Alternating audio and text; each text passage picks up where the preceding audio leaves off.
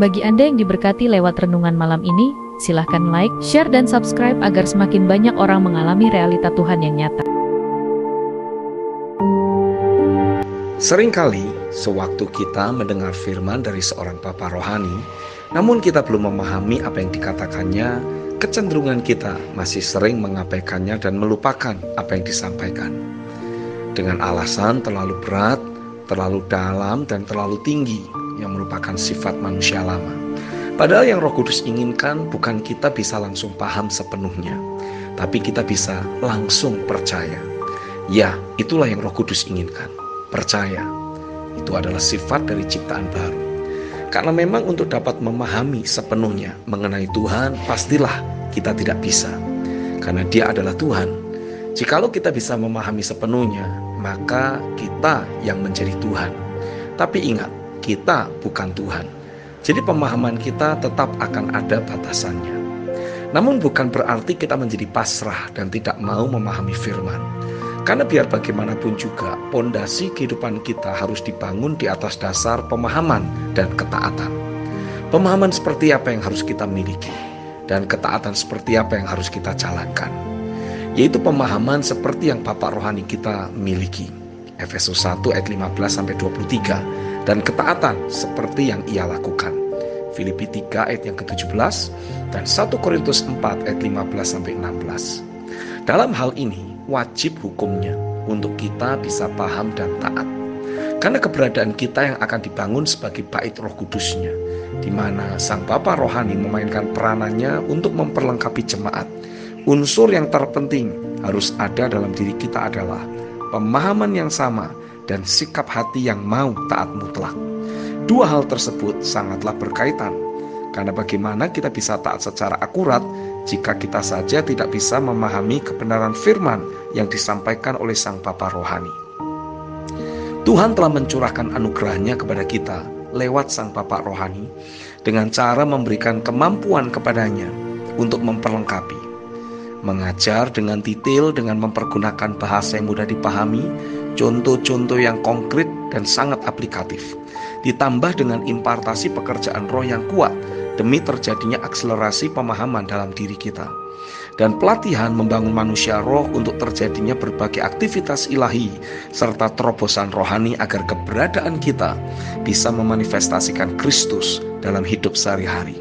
Kita menjadi pelaku firman. Jika kita juga tidak bisa paham akan firman-Nya, maka artinya ada yang salah dalam diri kita. Ada beberapa kemungkinan yang menjadi penyebabnya. 1. Mungkin saja kita memang tidak mau paham. Karena biasanya jika kita mau untuk paham, maka Roh Kudus pasti akan menuntun kita untuk bisa paham. Yohanes 16 ayat yang ke-13 dan 1 Yohanes 2 ayat yang ke-27.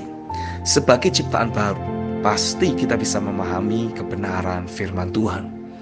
Yang kedua, masih membawa pola manusia lama yang mendengarkan firman tanpa keaktifan dalam meresponi.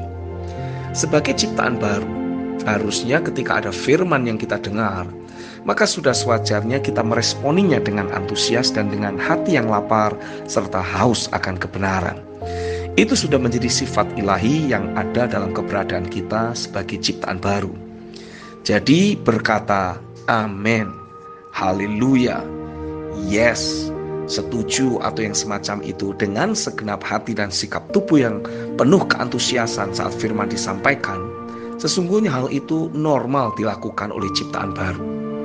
Dengan demikian setiap prinsip firman yang disampaikan akan dapat terdownload semuanya beserta dengan dimensi roh yang terkandung di dalamnya. Hal inilah yang membuat roh kita berkobar-kobar.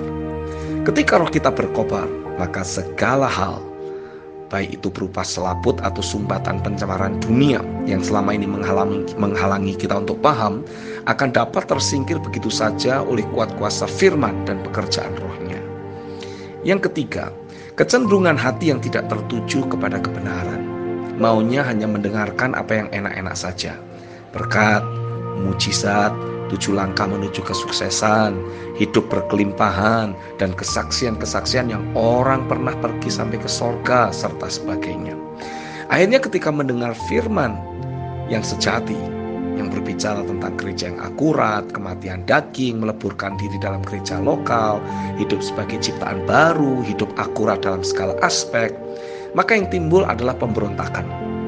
Firman tersebut akan ditolak dan tidak bisa dipahami. Kalaupun terpaksa untuk memahami, maka pemahamannya pun akan melenceng seturut dengan ambisinya sendiri atau kebenaran diri sendiri. Oleh karenanya, sebagai ciptaan baru, baiklah kita berinteraksi dengan Roh Kudus senantiasa dan meminta kepadanya agar mengobarkan hati yang mencintai Tuhan serta kebenaran, hati yang lemah lembut, yang mau diajar dan mau berubah di dalam batin kita, sehingga setiap prinsip kebenaran sejati akan dapat kita pahami. Karena memang hati kita tertuju pada kebenaran dan kita bisa melihat Dia sebagaimana Dia adanya. Matius 5 ayat yang ke-8. Yang keempat, kurang atau tidak bertekun dalam mendengar ulang apa yang disampaikan oleh sang bapa atau pemimpin rohani yang membawa pola ilahi. Tidak membaca kembali catatan khotbah yang ada dan bermalas-malasan dalam menggali kembali setiap prinsip firman yang sudah disampaikan. Ketahuilah, itu semua adalah pola manusia lama yang harus kita tanggalkan. Ingat, manusia lama kita sudah mati. Jangan diikuti kembali, sebab kita adalah ciptaan baru. Yang lama sudah berlalu.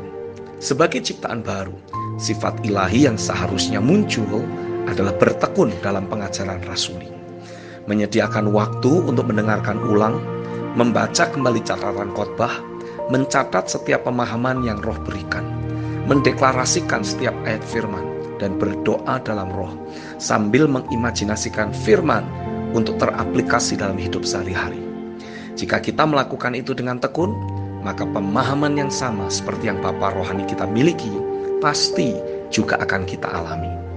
Saya yakin saat setiap kita bisa menyingkirkan pola manusia lama dalam memahami firman, namun hidup dalam ciptaan baru yang bisa memahami firman sehingga kita bisa memiliki pemahaman seperti yang Bapa rohani kita miliki, maka kesatuan iman akan dapat terjadi di tengah-tengah kita sebagai umatnya, sehingga kita dapat terbangun dan berfungsi sebagai tubuhnya atau baitnya, kemah Allah di atas muka bumi ini.